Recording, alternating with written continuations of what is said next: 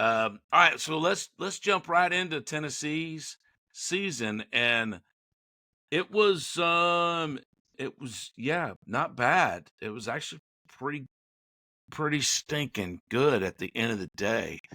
Um, they opened up with Chattanooga, beat them 69-3, as you should have. NC State, number 24, NC State. They came to Knoxville and they beat them 51-10. I think everybody at that point knew NC State was not going to be good. Kent State they played Kent State 71-0. Oklahoma was close, 25-15, but Oklahoma at the time was ranked 15. They went to Fayetteville, Arkansas, and they lost to the Fighting Pittmans 19-14. That was a big blow for them. Then they turned right around and took on Florida and beat them in overtime 23-17. Then they took on number 7 Alabama at home in Knoxville, and they beat Alabama 24-17. Took on the Mighty Stoops, Kentucky, and beat them 28-18. Then they took on Mississippi State, beat them 33-14. Everybody beat Mississippi State this year, these poor guys. Then you came to the motherland, Athens, and took on UGA, and we beat you 31-17. Then you bounced back, did really good the next week, and you beat UTEP 56-0. Took on the Anchor Downs and beat them 36-23, which catapults you into the playoffs. And you were the first of the 3 SEC teams to make the playoffs, or one of the 3, should I say. And you took on Ohio State. And got throttled. Oh, my gosh. It was ugly. You got beat 42-17. Not a good showing for the SEC. You did not represent us well at all. And do better next time. Assuming there is one. Yeah. So, all in all, regular season, man, you went 10-2. Then you lost in your first playoff appearance. But, I mean, all in all, a good season. However, not as strong. I mean, I don't know, man. You got a lot of weak teams in there that they played, in my opinion. The bottom tier of the SEC.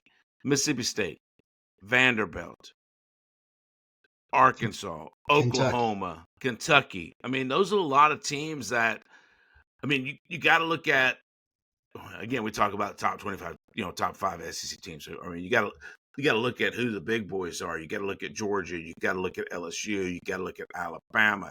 I think you put Carolina at the bottom end of that. You got to look at Ole Miss. You look at Texas. Those 6 teams right there are strong. Those are your strong teams. And you play 2 of them, 2 out of the 6. So your schedule isn't as hard, or wasn't as hard as it could have been last season. And again, I guess you could say this season. Scheduling is one of those things that outside of Kent State and Chattanooga, you have no way of knowing how these other teams are going to shake out. For example, Oklahoma comes into the year ranked. They're 15th in the nation at the time of contest with them and the Volunteers. Who knew that Oklahoma was going to have such a poor year overall by Oklahoma standards? NC State is ranked at the beginning of the year.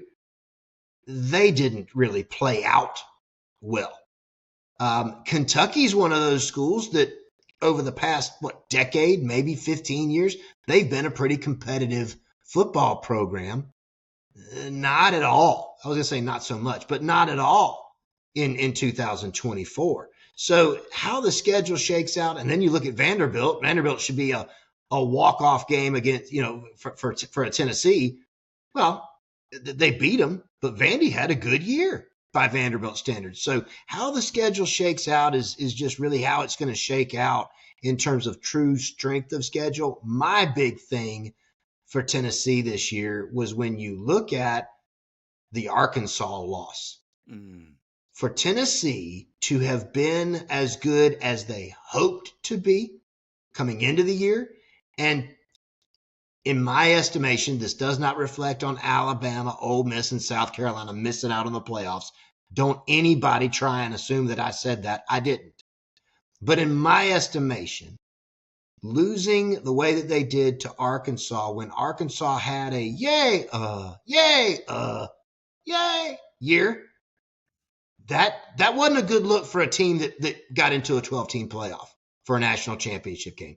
To me, that was when you started seeing that maybe there was some unrest behind the Tennessee curtain. Yeah, I mean, look, I mean, we know what happened to Tennessee after the season, right? What happened with their quarterback, and what I'm gonna go back to some of the comments that we made on one of the reels that we did. We talk about Nico leaving. It may even been your beautiful rendition reel. I don't know. When you talked about Nico, but one of the comments was, I knew he wasn't going to stay anyway, because if you really look at his last name and how it looks, it's Iamaleava. So I thought that was a pretty cool comment, very funny. You definitely made the dog laugh on that one for sure. But if he had that attitude, we saw who he was at the end of the season. Oh, for sure. If he was that guy, right? If he was that guy going at the end of the season, he was that guy during the season. And so that probably carried into the locker room, I'm assuming. And so, yeah, there was probably some disconnect in there, like you said. Yeah, and we can go down a different rabbit path another day as far as NIL and transfer portal and all that. But what sticks out to me, the subtext in the Nico story is this kid was a freshman. And you talk about what the climate is in that locker room. You have arguably the most important position on the field for a football team. Mm. Not offense or defense, period. And that is the quarterback. He, as a freshman, is trying to come into this environment where he's paid what he's paid. Other guys, other vets on the team aren't making that much money, right? You can't erase that from a college kid's mentality. And he's in the most important position trying to lead this ball club. What's that like in the clubhouse there? I don't know. I don't think that it played out well. I think that's why you're looking at 2 losses in the regular season. Don't want to take anything away from Georgia. But most importantly, I think that points a big, nasty, ugly finger at the throttling that you got from the Buckeyes. 42-17. Tell me you don't belong in the playoffs without saying we don't belong in the playoffs. Yeah. The scoreboard speaks volumes on that, didn't it? Yes, it did. You know, kind of going back what some of the things that you were just saying, man. To me, it's kind of twofold. I think, and we talked about leaders, right? We talk about a leader on the field, and you're right. The most important job out of the 22 that's on the field is your quarterback. He is supposed to be the leader of your team. People are supposed to look up to this guy, want to follow this guy, and whatever. We talked about, who's a better leader, Lenora Sellers or DJ Lagway. And you and I would argue that, and I think, or not argue, but you and I would agree, and I think even B Dog agreed that Lenora Sellers is a better leader on the field and with his team than a DJ Lagway. Well, I'm going to tell you right now, after one season out there and then leaving and doing it the way he did, this kid is not a leader at all.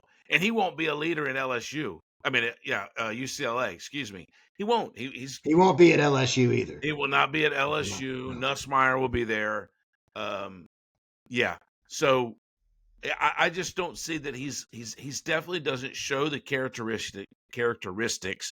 That's a mid-sized word for me. Not big, but it's mid-size, and I'll take the win. But he just, to me, doesn't show that he's a leader, and I just don't think that his future, as far as an athlete, whether it's college or pro athlete after that, I just don't think it'll be great. I just don't think the kid's got it. The other thing I was thinking about this, and you and I could talk about this quite a bit, is that kind of mentality goes off, in a locker room. Yes, you gotta hold it to Nico. It's his attitude. But who's ultimately responsible for the locker room and to tamper that down and keep it? And as Josh Heupel, is he the guy that can keep that down? Kirby Smart, it keeps that stuff down. I mean, you look at how many people don't leave Georgia, enter the portal. It's pretty low. You look at, especially in the key position of a quarterback, Gunnar Stockton, even Carson Beck. These guys waited their turn. Vander Griffgroff waited his turn until he realized that Beck was going to get it again, is going to come back. So he went to Kentucky, and that played out really well for him. But, well, there may have been a little sarcasm in there. I don't know. Well, I mean, maybe he likes horses, and there are a lot of horses up there, so maybe so. But Josh Heupel, man, I mean, but you got Gunnar Stockton that's been waiting. Now it's his turn. Kirby Smart knows how to do that. I think Shane Beamer knows how to do that with the players at Carolina. Can Josh Heupel do it? I think that with the current coaching landscape, I think Josh Heupel is the guy for Tennessee. I don't know who else you put there. It ain't going to be your boy. They like throwing things at him. Oh, yeah, they don't like him there. Who else do you put at the University of Tennessee? The University of Tennessee, make no mistake, is a big name program. It was a mistake, in my less than humble opinion, the way that they tried to move on with various younger coaches over the past several years. They tried to give Vince Dooley's son a shot at being a head coach. That didn't work out. They went with Lane for about 5 minutes. That didn't work out. They went with Jeremy Pruitt for another 15 minutes of fame. That didn't work out. I mean, they've got to find, and I believe that Heupel is that fit. They've got to find a fit that they can roll with for a while and begin to build something. Otherwise, if you keep just riding this thing trying to find the next flashy guy to do something special, the wheels are going to continue to come off until there are no wheels left. Yeah, I definitely agree with that for sure. I mean, I'm not saying that Heupel's not, Josh your boy is not the guy. He may be, or he may be the best that they can get at this point. And maybe that's more of a correct statement. I think he's doing great. I think, look, you can watch Josh Heupel. If you get an image of his playing days at Oklahoma versus the way he looks now, he's on the Phil Fulmer diet plan already. So he's transforming himself into that guy. Yes, he is. Pretty soon he's going to go coach at Illinois. He's going to wear the quarter zip all the way up. I mean, he's on his way. Got to do whatever you can to hide that turkey neck. Hey, easy, man. Oh, fat with a PH. Fat with a PH. Right. That's right. Get his doctorate. So I like that. So think about this, though, man. I think it's harder to tamper down the locker room right now. years past, it was you had to deal with egos, but you didn't have to deal with rich egos. Now, now you're dealing with rich egos, and and it's all becoming about the dollar. So, and I think there's a potential. I don't know when that court case is supposed to happen, when the ruling is on the university's plan, but I know that that's coming up. So it could get even nastier in the very near future. Yeah. And they've got to get some more regulation involved in this. One of the things that I read, and it's been several weeks since I read it, so forgive me. I think it was on ESPN.com.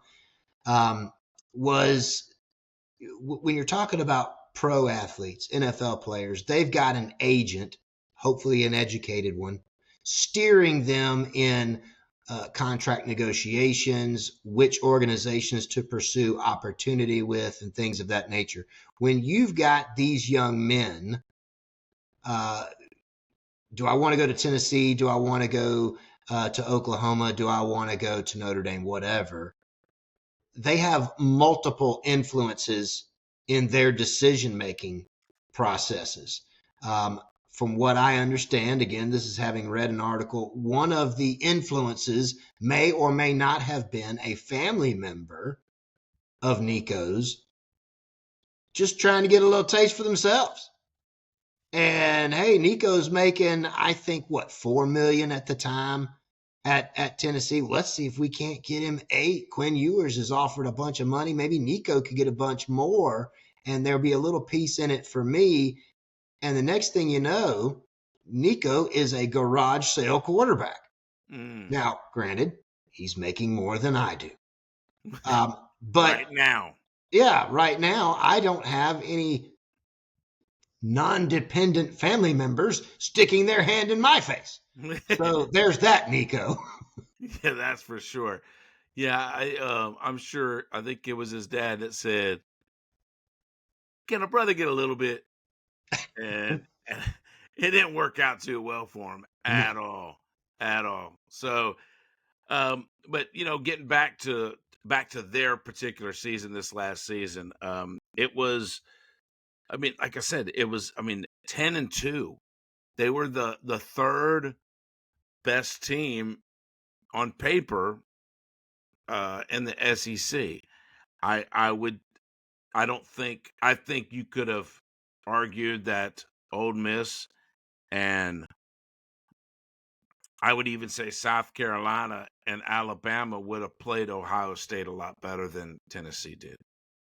Maybe his agent was already looking when it comes that week, and maybe that happened. Maybe that messed everything up. I don't know. It was happening. He Yeah. in December, the reports That's came right. out that he was already trying to fish around before the playoffs even began. Yeah, he was doing that, as well as some of these agents began to try and push the narrative that these NIL deals were for the regular season and a conference playoff, or excuse me, a conference championship opportunity. However, that there should be some type of a bonus structure to getting into the 12-team playoffs, and maybe even if you make it to the championship game, and then even more so, kind of they want to structure things the same way that these NFL players have, where, cool, you're going to pay me this salary, but I get a bonus of this based on X yards. I get a bonus of this based on a division championship. I get a bonus of this for the playoffs, and so on and so forth. That's what some of these agents, and I believe Nico's agent was one of them, that's what they're trying to push. That wasn't part of the deal that you signed last year. I don't know what you got now, but it wasn't part of the original deal. And so that he still took the field against Ohio State, but that does create that backdrop drama with the rest of the team in the locker room. You can't ignore it. No, I don't think you can at all. I mean, I don't think you can ignore the drama and the personality that came with Shedeur Sanders. I think you could definitely relate that to what happened with him in the draft. It's all about that attitude. It's all about that persona that comes with you, and And those days of being as arrogant as Deion Sanders, I think, are over. I think people are tired of it and do not want to deal with them. Yeah, I don't know how much of that. There's just so much weirdness around the Shadur question mark. And it's a big question mark now as he fell like a stone from the top of the Empire State Building to the 5th round in the NFL draft. The questions about Deion, I felt that Deion handled that pretty well during his son's collegiate playing time.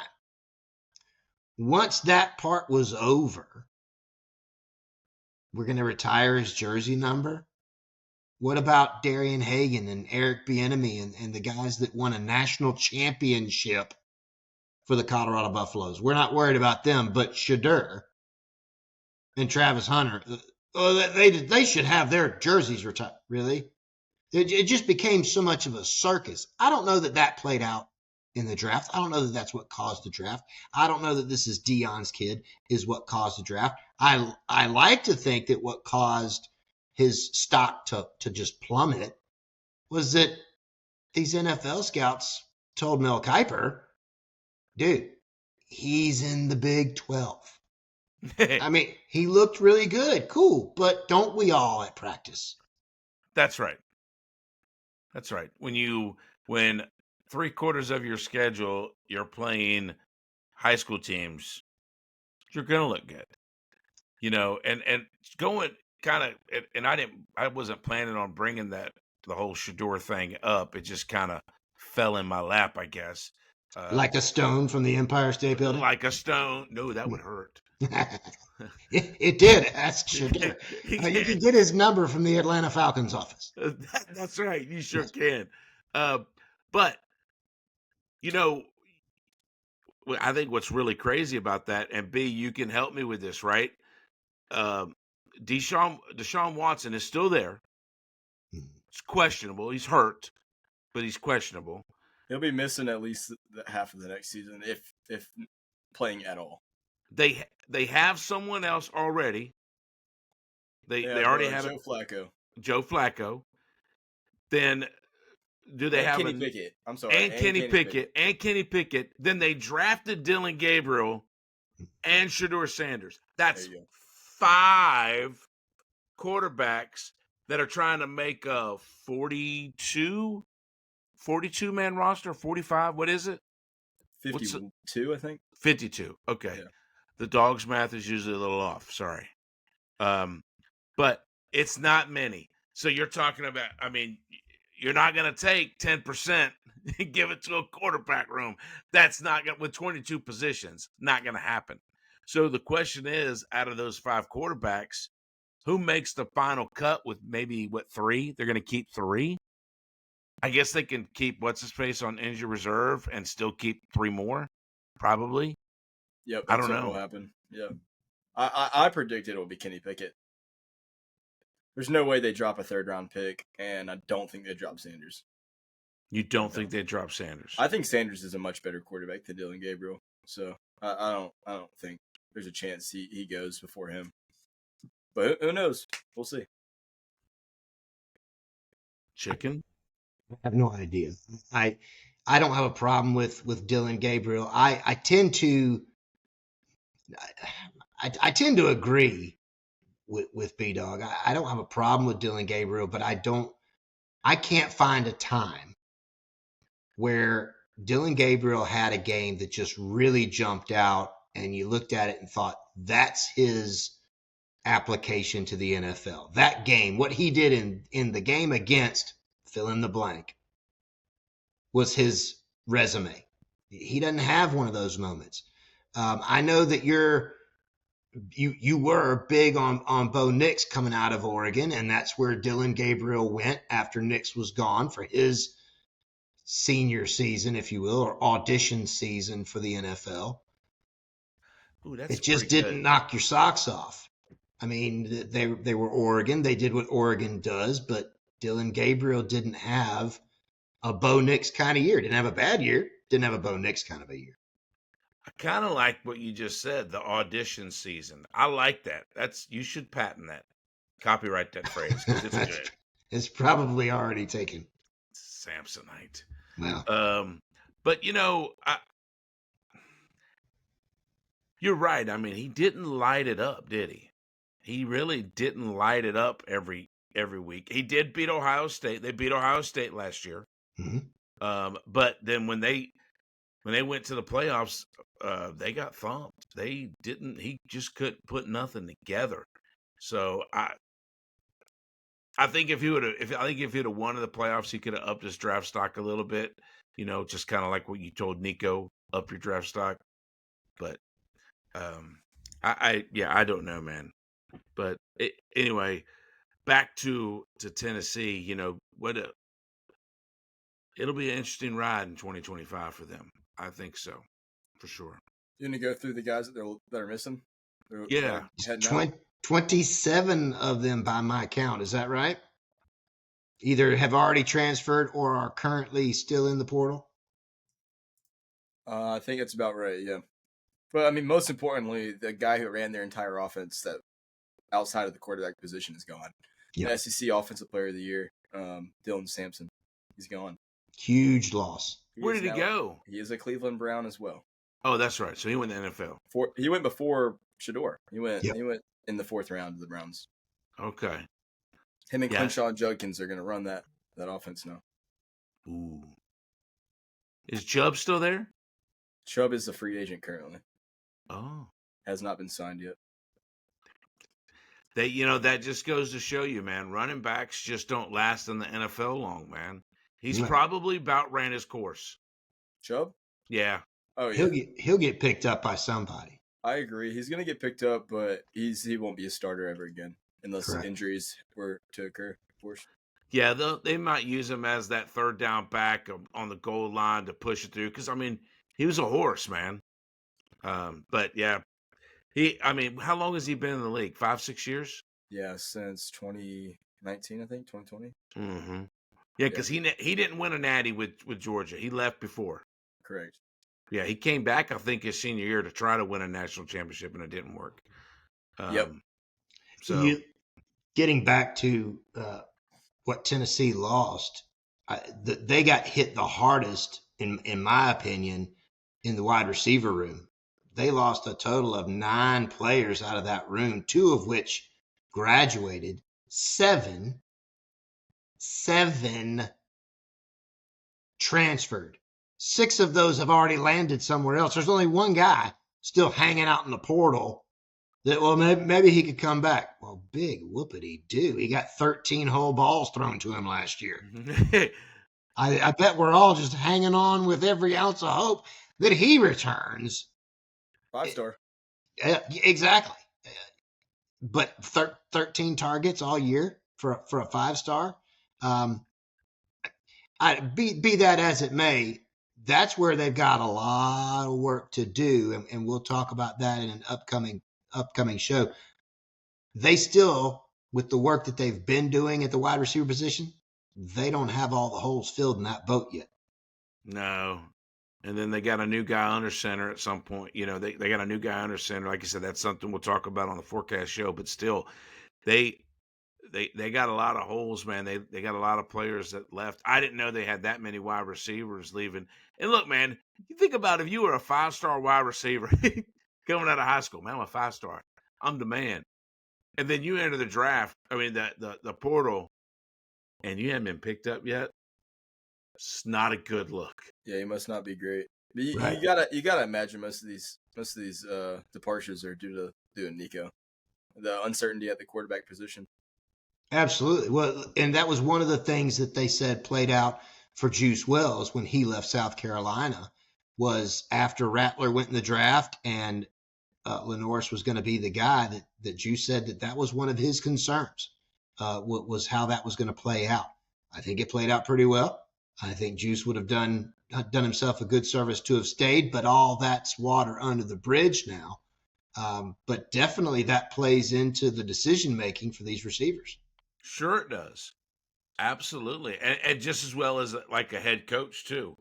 A head coach, head coach leaves, man. A lot of people go play for that head coach because he's the head coach. That's why they Well, want to go there. I thought you were going to say that we're going to see Heupel's name in the portal next. Could be. He's going to transfer to UCLA. As the water boy. Mama said. Yeah, you go over to the offensive line, and they're getting decimated as well, though. I mean, they have one starter returning. Yeah, that's right. They lost a lot of guys to graduation, both in the starting position and at that second tier depth.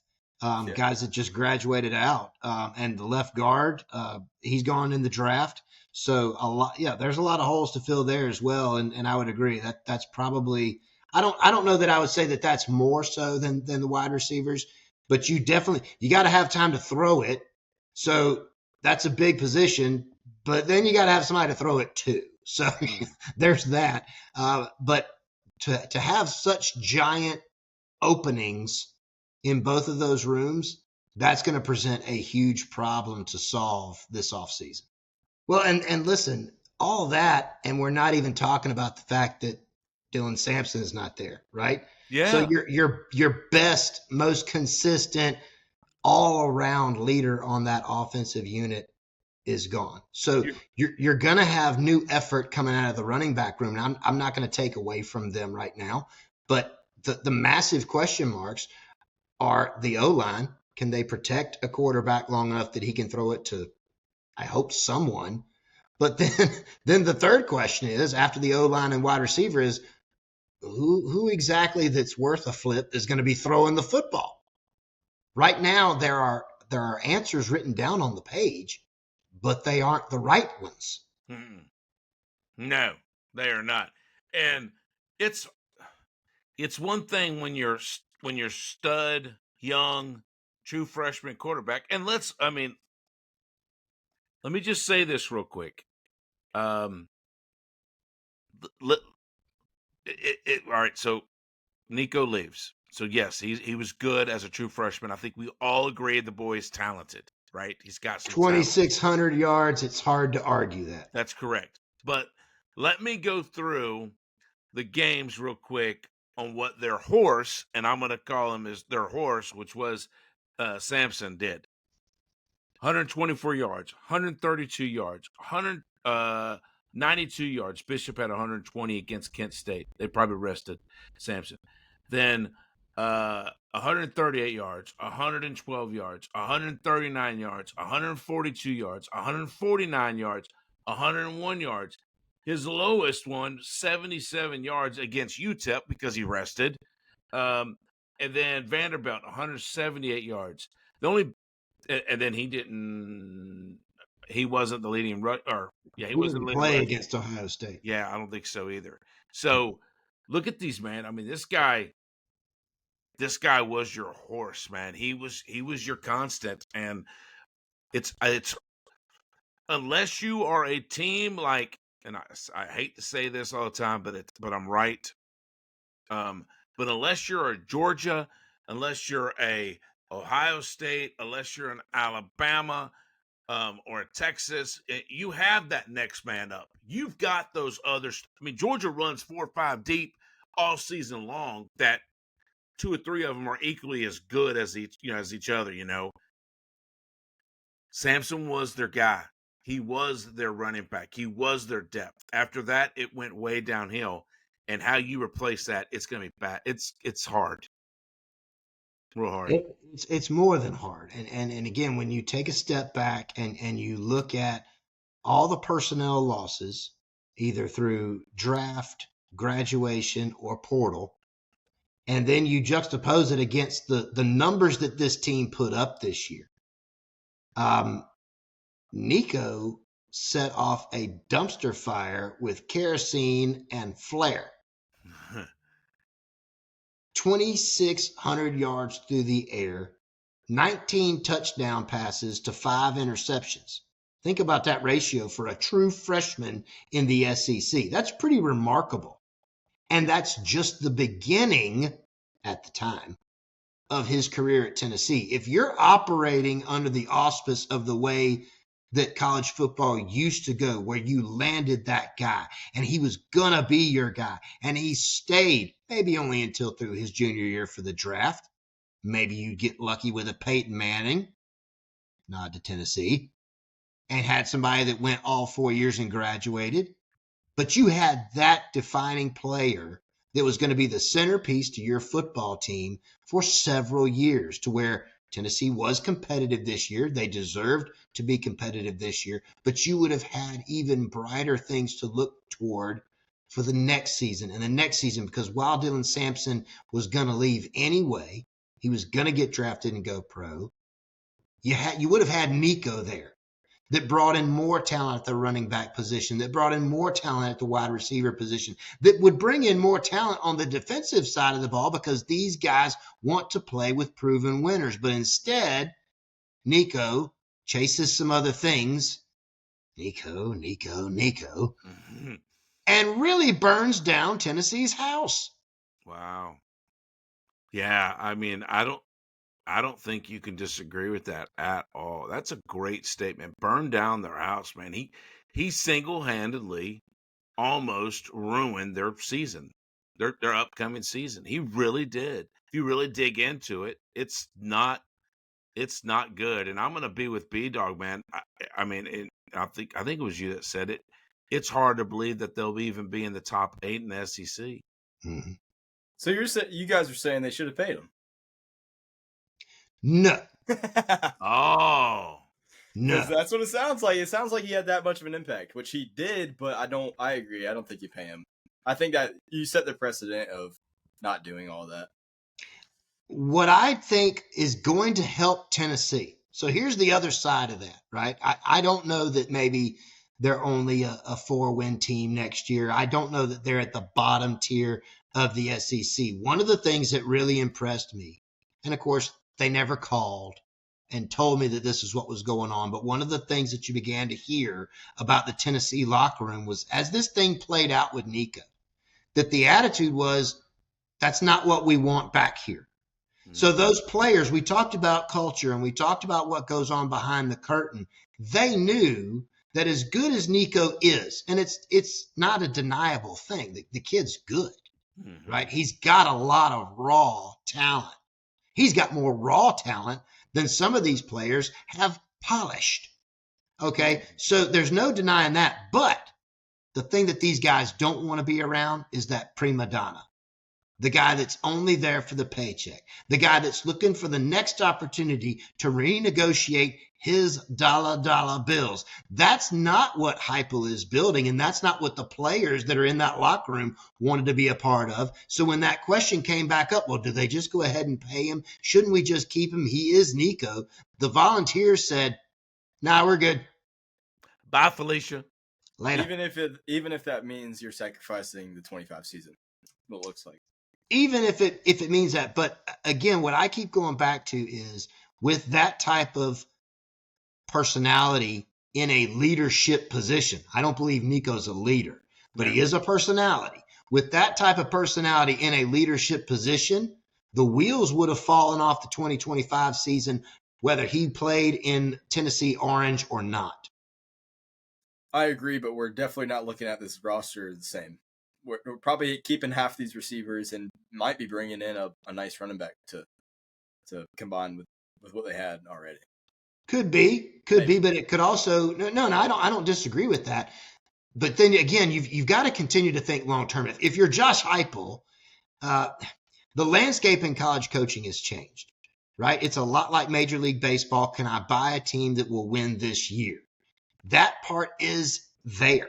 But these coaches also have to think about the season and the season and the season beyond. I got to buy wins now to keep my job safe, but I also have to find ways to build this program that this snowball just keeps going and going and going. So I'm not worried about landing that 5-star necessarily. I'm not worried about landing the guy that wants an $8 million NIL deal, because I've got a program in place. I've got a system in place that we win. And that by nature attracts a lot of these other players to come and win with us. And I think that that's one of those things. If you pay Nico in the immediate, you have that reflex, fine, give him what he wants and maybe he'll stop crying. Let him eat dessert before his green beans, right? If you do that with Nico, then yeah, maybe you bring some guys in next year. Maybe you keep some guys around for the 2025 season. But what happens when the baby cries again? Eventually, the big kids are going to say, I don't want to play here anymore. Yeah, I mean, you can't give into it, right? I mean, because if you give into it once, you give into it again, and it's just like you said, it's just a downward spiral. The snowball gets bigger. It's just not a pretty thing at all.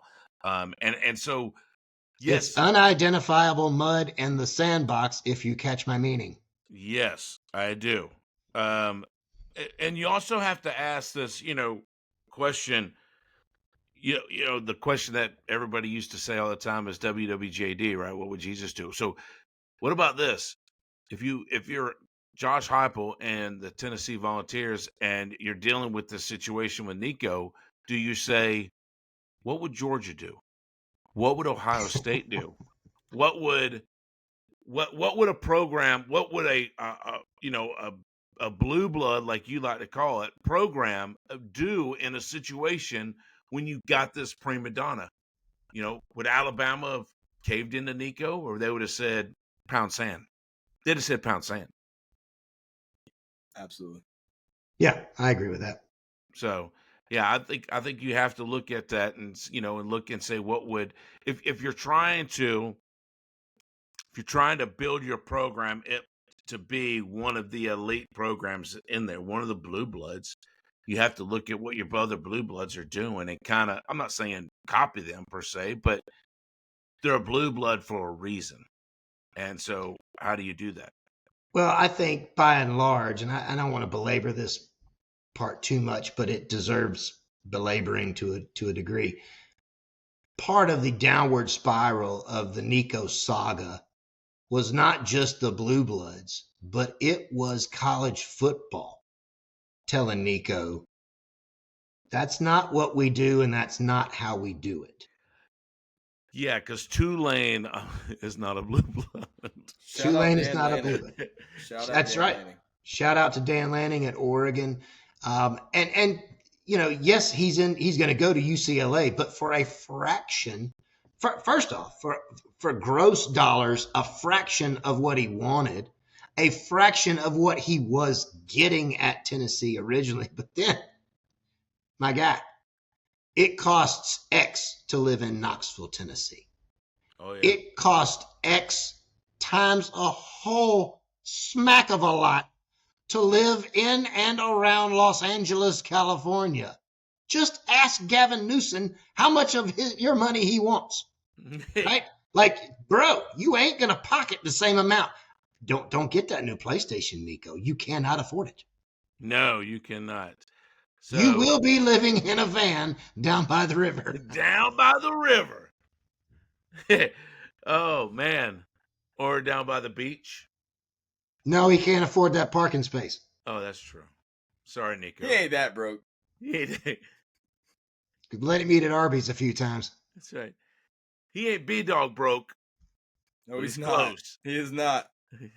But look at, and here's the other thing, and I'll leave it alone at this. We've talked about what it cost him in terms of NIL money, in terms of finding a team that was willing to take him. Think about this. What did it cost him in terms of other sponsorship opportunities? Dr. Pepper has gotten behind DJ Ukulele. They got behind Quinn Ewers. They're not calling Nico for anything. They're not even calling him for the Eastern European version of Dr. Pepper, right? Like they don't want him to rep tap water.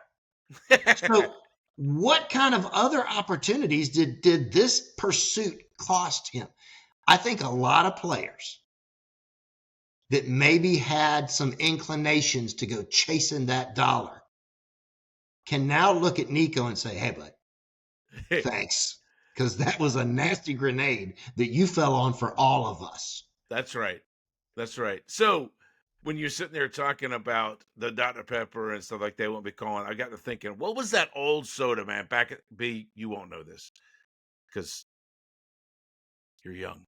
I don't even know where you're going with this, so What was don't that feel old bad. soda? Tab? Was it Tab? There was a Tab, yeah. Maybe he can bring back the Tab. Maybe he can take Tab and they can bring it back to life. No, I think if you're gonna go old sodas, I think Nico is the failed New Coke. Do you remember New Coke? Oh, I do. Do you remember how it didn't work and we went back to Coke Classic? Like, yes, B-Dog, they used to just call it Coca-Cola. Now it's called Coca-Cola Classic because during the late 80s, they tried to sneak some stuff in on us called New Coke. It was a train wreck. them sneaky dogs. They went back. I think that's what's going to happen. And listen, I'll bring it home here. I hope Nico can go classic Nico at UCLA and prove that, okay, I've learned my lesson, rebuild some of that draft stock. You ain't going first round now, pal. I'm sorry. But you can still get in the league. You can still prove yourself, and you can still make some money playing a game that I think at one point you liked. I'm assuming that's what got you here. Yeah, that's right.